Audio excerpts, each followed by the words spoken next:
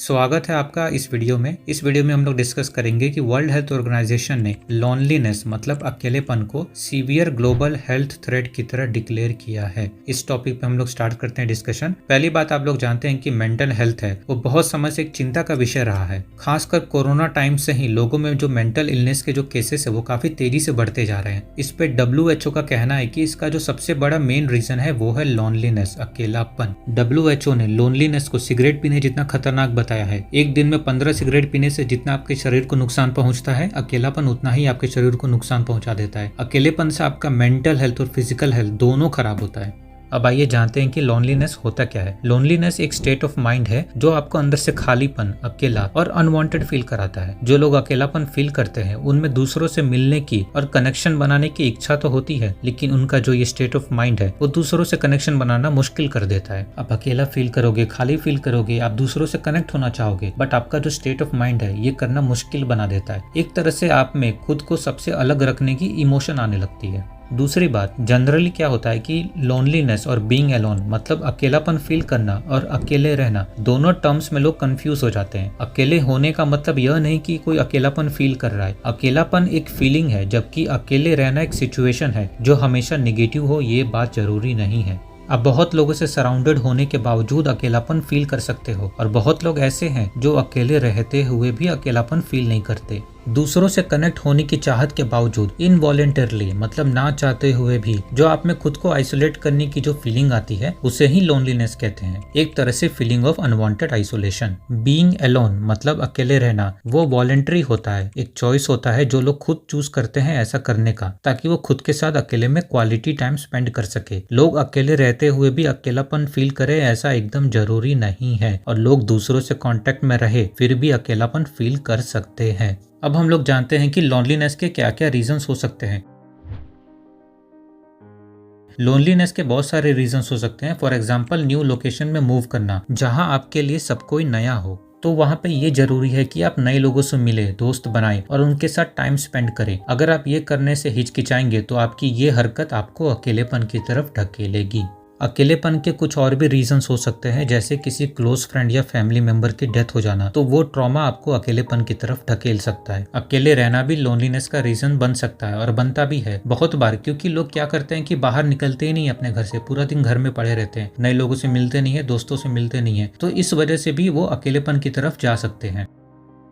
अकेलापन जो है वो लो सेल्फ एस्टीम होने की वजह से भी हो सकता है। अगर किसी इंसान में आत्मविश्वास की कमी है तो वो जनरली ऐसा ही सोचेगा कि they are not worth other people's attention, वो दूसरे लोगों के ध्यान और सम्मान के योग्य नहीं है। ये थिंकिंग उन्हें अकेलेपन की तरफ और ज्यादा ढकेलती है। अकेलापन जो है वो लोगों के पर्सनालिटी पे भी डिपेंड करता है। जैसे कि इंट्रोवर्ट्स हो गए, इंट्रोवर्ट्स होते हैं उनका बहुत कम चांस होता है कि वो लोग खुद से जाके सोशल कनेक्शन बनाने की कोशिश करें, तो ये चीज भी उन्हें अकेलेपन की तरफ ले जाता है। ऐसे सिचुएशंस में हमें एज ए सोसाइटी क्या करना चाहिए? अगर आपको लगता है कि कोई अकेलेपन का शिकार है तो उनके साथ टाइम स्पेंड करें, उनके साथ कनेक्शन बनाने की कोशिश करें, बातचीत करें, क्योंकि वे लोग खुद से ये सब नहीं कर पाते। उनसे उनकी फीलिंग्स के बारे में पूछिए, उनके पर्सपेक्टिव से चीजें देखिए, उन्हें समझिए। जब उन्हें ऐसा लगता है कि कोई सुनने वाला है तो उन्हें काफी राहत मिलती है। उनके साथ पेशेंस रखना बहुत जरूरी है, क्योंकि अकेलापन फील करते हुए शुरुआत में कनेक्ट होना उनके लिए थोड़ा हार्ड होता है, खासकर अगर वो बहुत टाइम से अकेले हो। और जब वो अपनी फीलिंग शेयर करना स्टार्ट कर दे तब अच्छे से सुनना बहुत इंपॉर्टेंट है। बिना एडवाइस दिए या उनकी प्रॉब्लम्स को कंपेयर किए उनकी बातें सुने। आपका एक्सपर्ट होना जरूरी नहीं है, बस उनकी बातें सुनने से ही उनका काफी हेल्प हो जाता है। केवल किसी को सुनने से ही उन्हें अपने दिमाग में क्या चल रहा है इस पर काम करने में काफी मदद मिल जाती है। बूढ़े लोगों में फ्रेंड्स एंड फैमिलीज खोने का ज्यादा चांसेस होता है, जिस वजह से वे सोशलाइज नहीं हो पाते, और इसीलिए उनमें अकेलेपन का ज्यादा केसेस देखा गया है।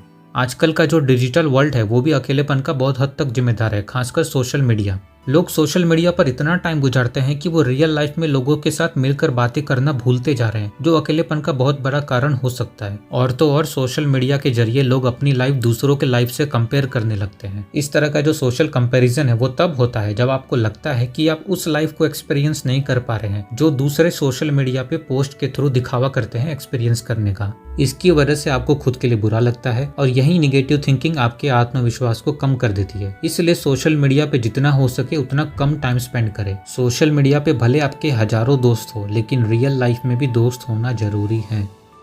वर्ल्ड हेल्थ ऑर्गेनाइजेशन के अकॉर्डिंग बूढ़े लोगों में हर 4 में से 1 अकेलेपन का शिकार है। अकेलेपन के कारण बूढ़े लोगों में डिमेंशिया का रिस्क है वो 50% तक बढ़ जाता है और कोरोनरी आर्टरी की बीमारी या फिर हार्ट अटैक आने के चांसेस 30% तक बढ़ जाते हैं। ये यंग पॉपुलेशन को भी काफी अफेक्ट करता है। एक सर्वे के अनुसार आजकल ऑलमोस्ट 5 से 15% जो टीनेजर्स है वो अकेलापन फेस करते हैं, जिसकी वजह से ये बच्चों को स्कूल या कॉलेज छोड़ने के लिए मजबूर कर सकता है। अकेलापन लोगों के वर्क परफॉर्मेंस को भी काफी इम्पैक्ट करता है, जिससे देश की इकोनॉमी पे असर पड़ सकता है।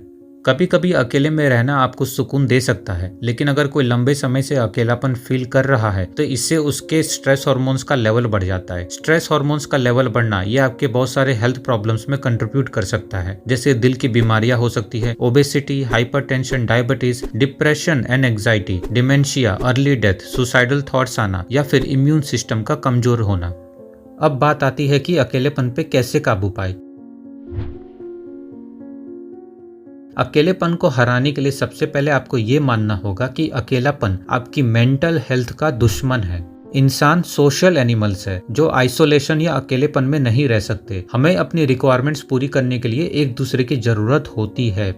मेंटल हेल्थ को स्टेबल रखने के लिए हमारा सोशल होना बहुत जरूरी है और आप सोशल तभी हो पाते हैं जब आप अपने परिवार वाले या दोस्तों के आसपास हो। अगर आप कहीं पर अकेले रहते हो और लोगों से ज्यादा मिलते जुलते नहीं हो तो आप अपने इमोशंस किसी के साथ शेयर नहीं कर पाते, जिसकी वजह से मेंटल स्ट्रेस आप में बढ़ता रहता है और ये आपके मेंटल हेल्थ को काफी अफेक्ट करता है। इससे मेनली स्टूडेंट्स या जॉब करने वाले जो बाहर रूम लेके अकेले रहते हैं और लोगों से ज्यादा मिलते जुलते नहीं हैं, वो ज्यादा अफेक्ट होते हैं इस चीज से। और अगर किसी के साथ उसके पास्ट में कोई खराब घटना हुई हो, कोई बैड इंसिडेंट हुआ हो जिसकी वजह से उसके अंदर एक पेनफुल मेमोरी हो, वो अकेलेपन में और बाहर आती है और उसे और ज्यादा स्ट्रेस और ओवर थिंकिंग में डालती है।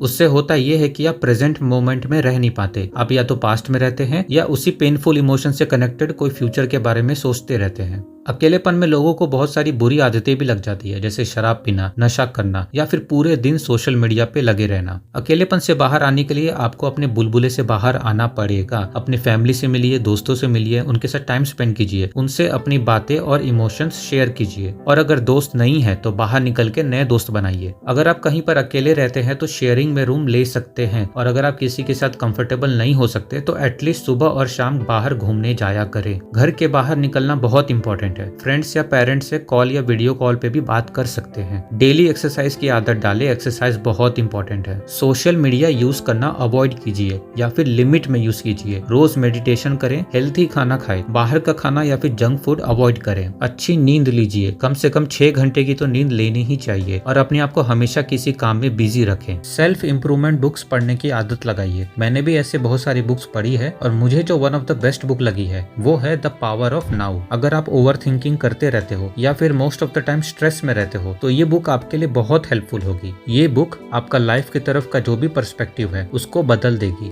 सो बस इतना ही था आज के वीडियो में। अगर आपको वीडियो अच्छा लगा तो प्लीज लाइक, शेयर और सब्सक्राइब कीजिए। नेक्स्ट वीडियो में हम किसी नए टॉपिक पे बात करेंगे। तब तक के लिए goodbye and thanks for watching.